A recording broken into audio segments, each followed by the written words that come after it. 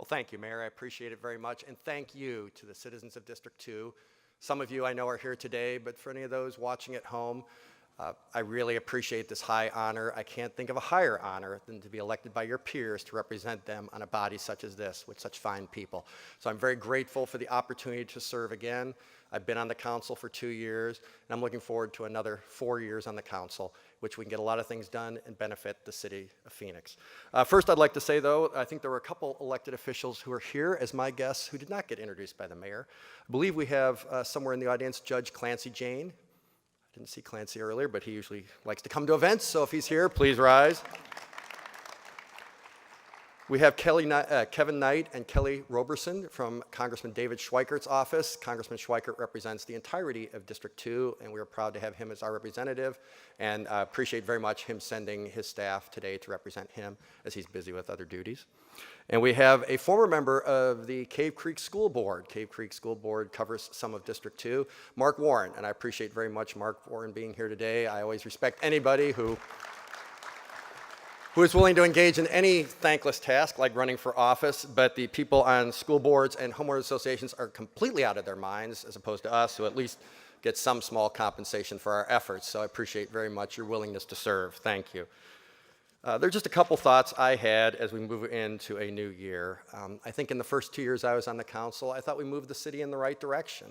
Big part of the reason I ran was I had concerns about what I saw as spending at the city. Certainly everybody knew about the budget deficit that was still ongoing just 2 short years ago. And I think we've made some really positive changes. Not all the changes went as far as I personally would have liked, but I'm glad to see that the council is moving in a direction which I consider appropriate given our times.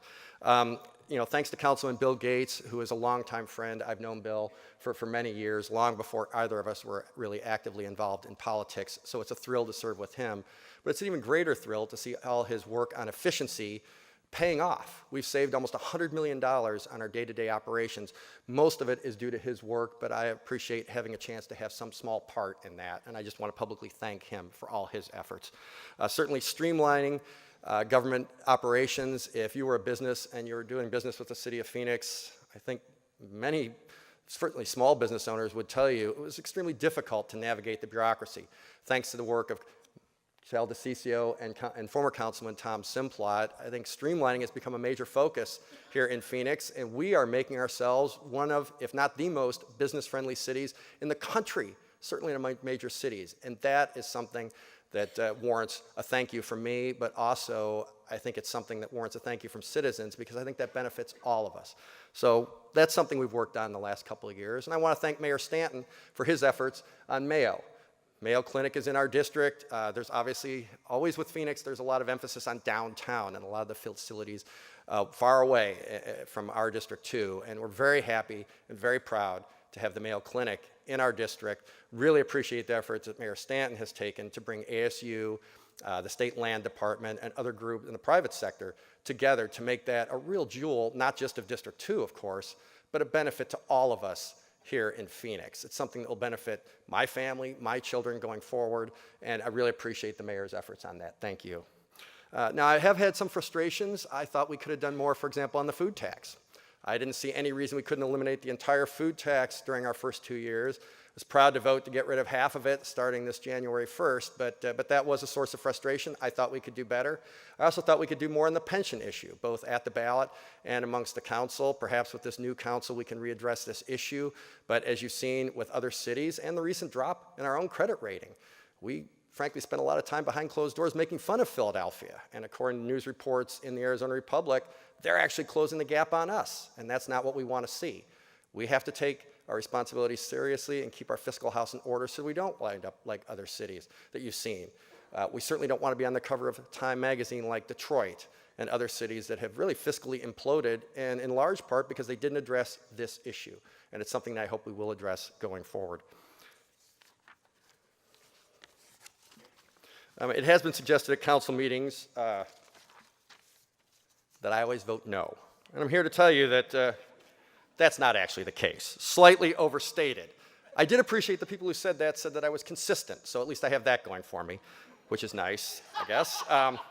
However, I do get a little frustrated sometimes with our priorities. There is a method, believe it or not, to the madness. When I vote no, there is usually what I see as a compelling reason. What I believe, as I go out and talk to residents, I'm representing them in the fashion that they would hope.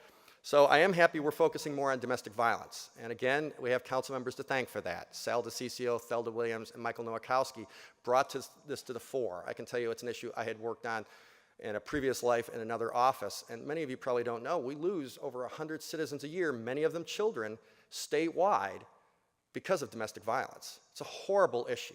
And I'm very happy that we're now spending $200,000 a year in our budget to address this issue. But $200,000 a year, when I believe in the last fiscal year we lost 139 to domestic violence, again, statewide, a year when we're going to lose on our golf course operations, including paying off our debts, between $6 and $7 million.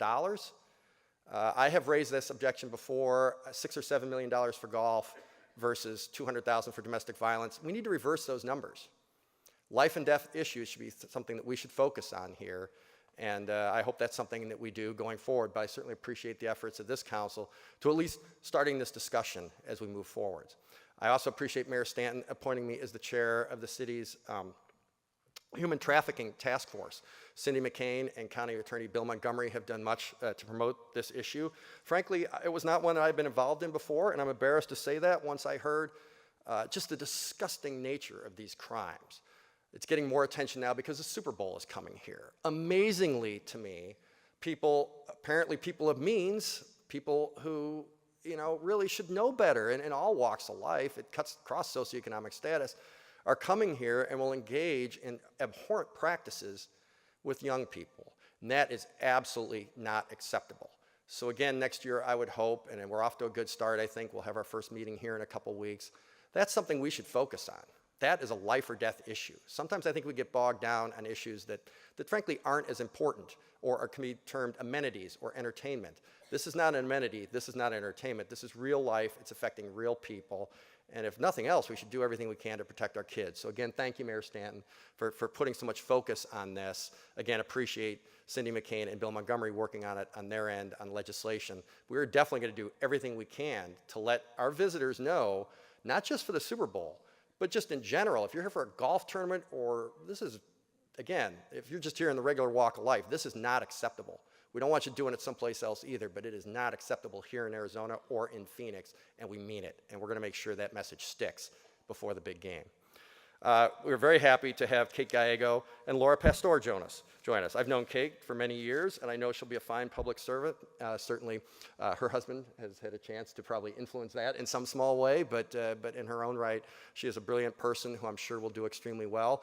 And Laura Pastor, who I had not really known before, and we had a nice conversation here a couple weeks ago, and if nothing else, we seemed to sort of get the joke. So we sort of had a few moments to sort of chortle about our situations. I expect that we probably will not agree on every issue, but I will be proud to serve with them. I believe we can do much to move the city forward. And again, as I said earlier, I appreciate anybody's willingness to put their name on a sign and get out there and campaign, no matter their party. Usually, almost in every case I've found, the heart's in the right place. They're trying to get out there and work for the betterment of their fellow citizens. Speaking of fellow citizens, there is some people you probably noticed were absent earlier. I was very happy to come here today and see all you chipper, happy people, because I left a house full of sickies at home. I've got 3-year-old twins, and I won't run you through the gamut of their illnesses in the last couple weeks, but I wish I had taken my friends. I'm an older father, so most of my friends had given me cautionary tales about, when they go to school, you're going to get sick. I thought I had knocked on thousands of doors, met tens of thousands of people over the years. I thought, sick? I never get sick. Somebody commented on that earlier. You're never sick. Well, as you can hear in my voice, I'm still a little sick. But boy, oh boy, they went to school and we all got sick multiple times. So I'm sorry to say that they weren't able to attend today. My wife is also sick as well. She caught it from them.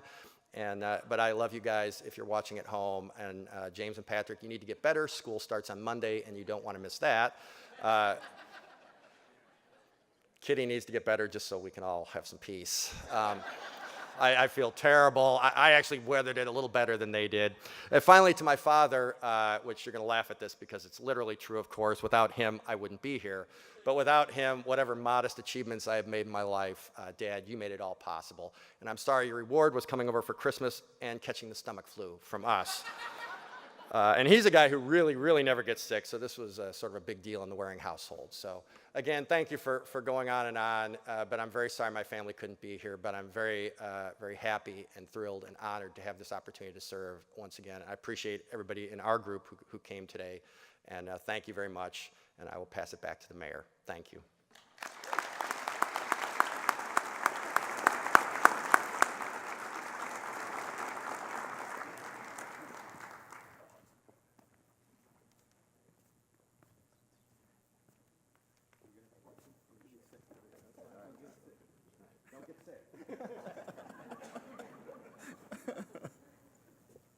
All right, thank you, Councilman Waring. That was excellent.